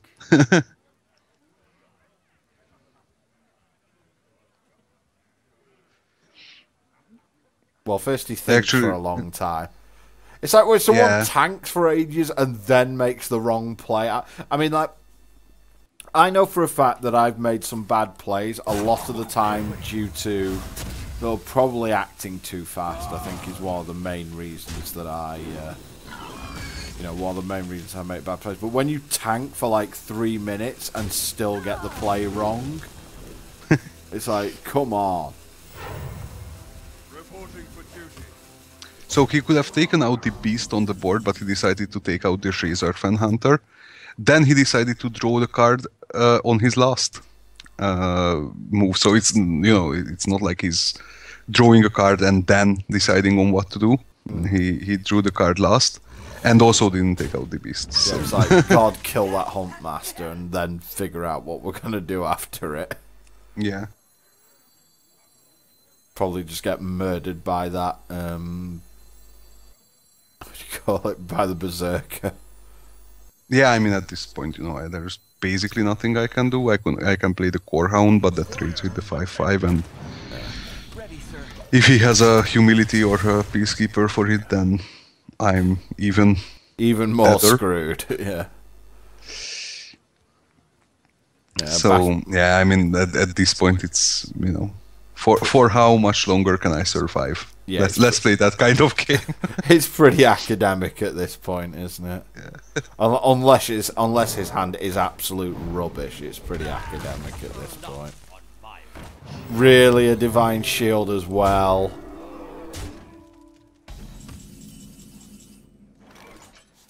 Yeah, and none of the stuff in our hand deals with that 5/5. Yep. Unleash would have been nice, but...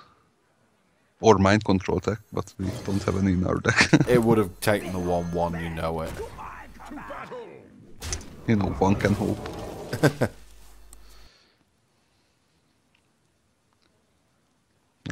You know, no, it's just a complete struggle. Yeah.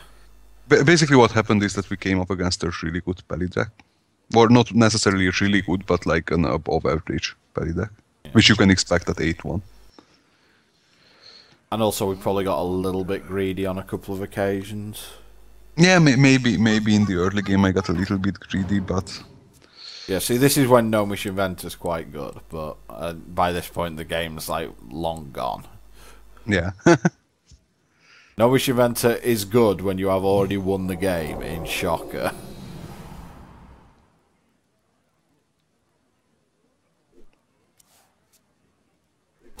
Gnomish Inventor is really good when you have the tempo, basically.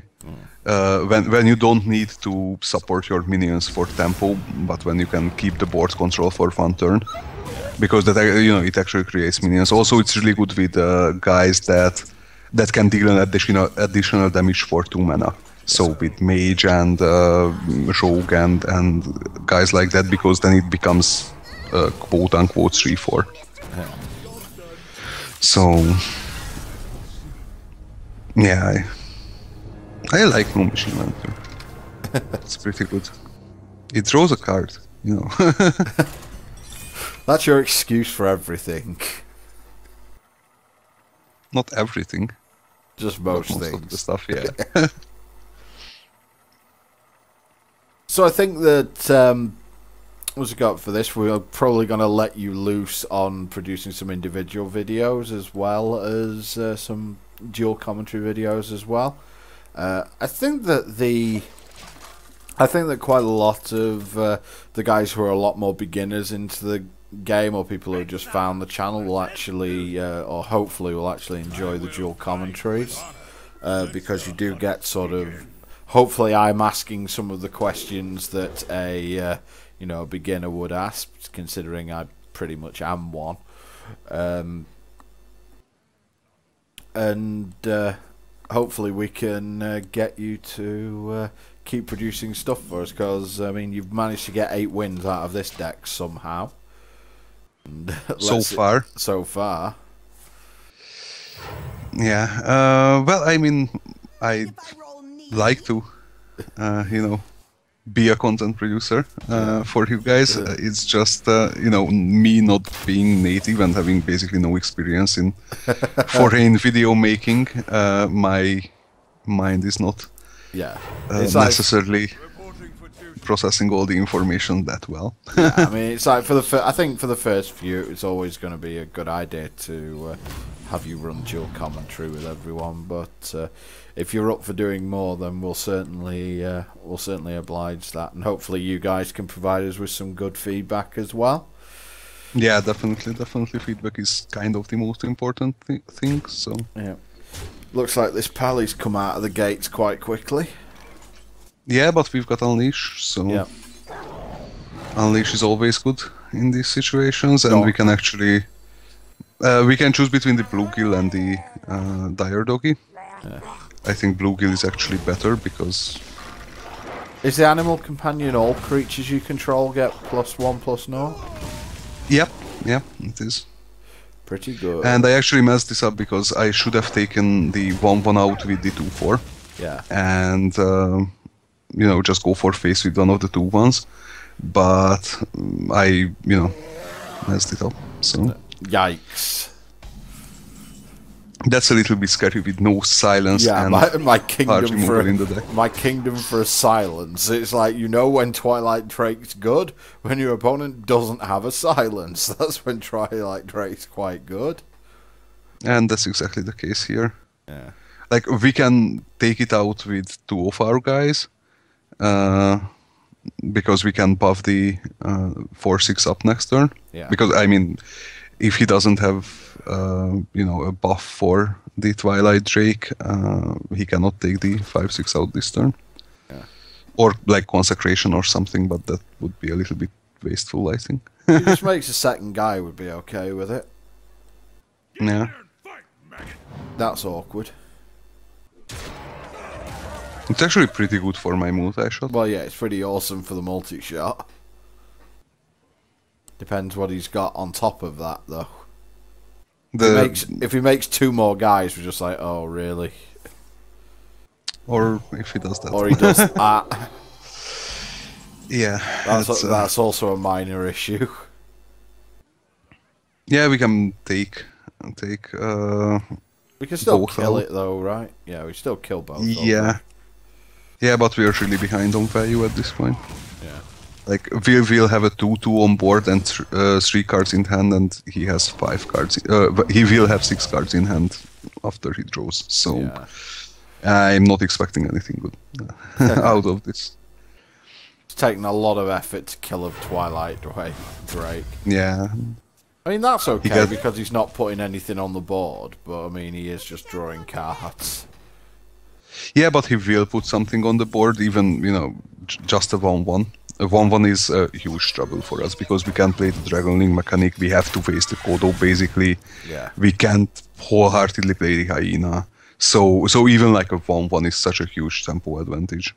And basically, we need to play the Kodo if he plays a 1/1 because we cannot leave it on board. So Consecration? Oh no, he's going for the ulti bomber. No. Yep. Didn't quite. And actually, Bomber is kind of good for us because we can heal the 2/4 backup. Yeah.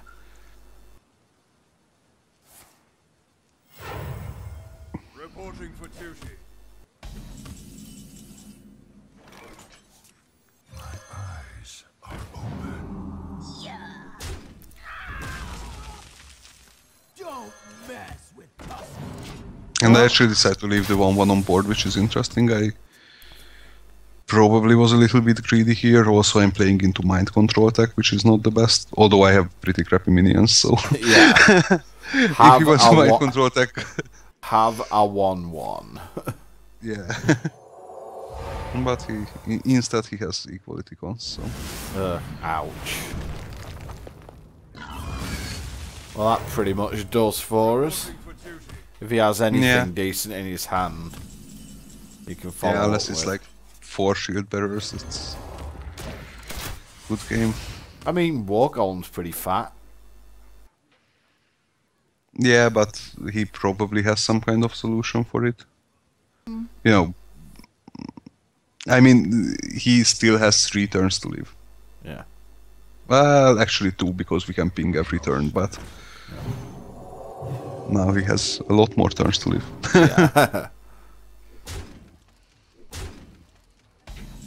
And we're getting nibbled by 1/1s. Yeah, and actually, I think, yeah, Kodo is the right play here. Even if it only gets rid of a 1/1, it's good for us because the 7/7 will be a 7/2 at the end of turn. Yeah. And if we have both 1/1s on board, then it's just gonna be Yeah, he just trades all these, over. Yeah, he trades his 1/1s Yeah. for it. Yeah, and he can, buff this 3/2. Well, if he has a buff in hand, he can buff the other 1/1, but... Okay.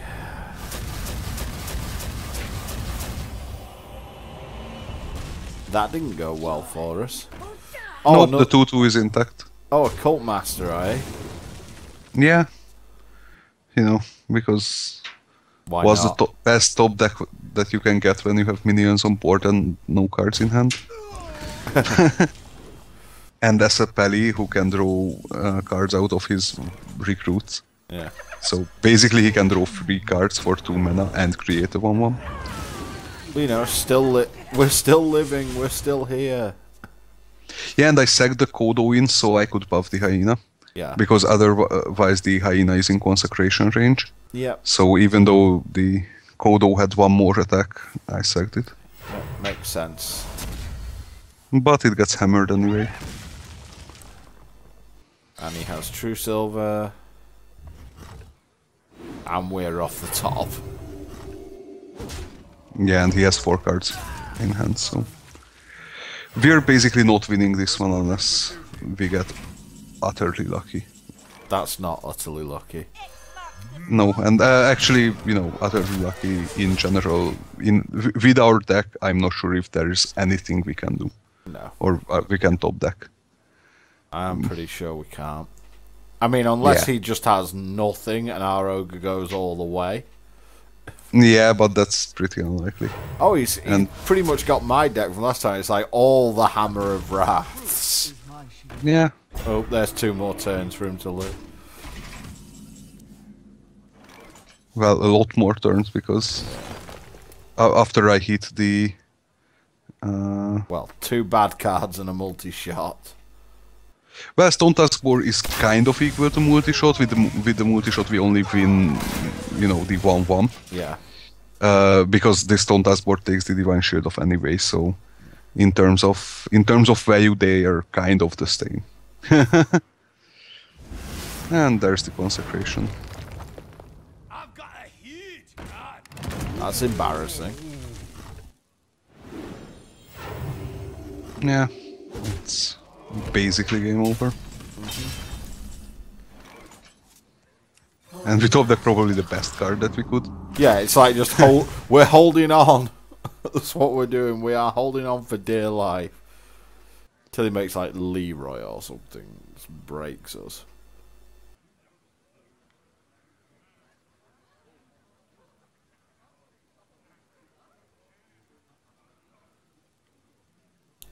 So this way, you're like, just do it.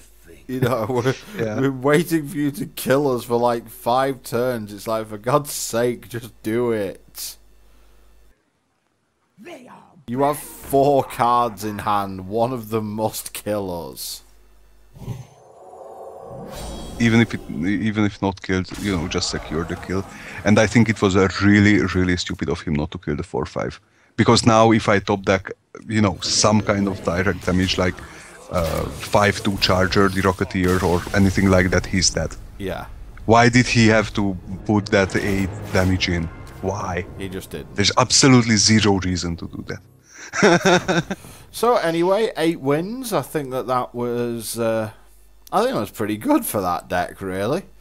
I mean, going from 8 and 1 to 8 and 3 is a little bit disheartening, but getting to 8 and 1 well above average. Do you want to show the results to the viewers, maybe? Yes, mainly because, again, this is Caravel Gaming and we're rubbish at opening prizes, but Maddy apparently hasn't got the memo. You are pretty rubbish as far as opening gold goes, but that's okay. Well, that 20 dust was really good for me. Yeah. But, nothing. Check what color this is glowing. First ever video to Caravel Gaming. Open that legendary. Yep. And it's a good one as well in Alex Strasser. So yeah, it's one of my best 400 dusts I ever got. Oh, you've already got one, huh? Yeah. Well, you'll have to start doing some constructed stuff for us as well. Nah, I'm really bad at constructed. Okay, fair enough. Yeah. We can get Lee to handhold you. Yeah. But anyway, guys, that is it. And I'm going to say thank you to Maddy for his first video for us, and hopefully the first of many. Well, I hope you enjoyed it. So. Yep. And please leave your comments, guys. Feel free to subscribe and comment and try and keep it constructive if you can. And thanks very much for sticking with us. And look forward to more comments and look forward to more content coming from us very shortly. I'll be continuing my learning series. Ribbo will be back with some content as well. And hope you guys enjoy it all. And we will see you next time. Thanks for watching.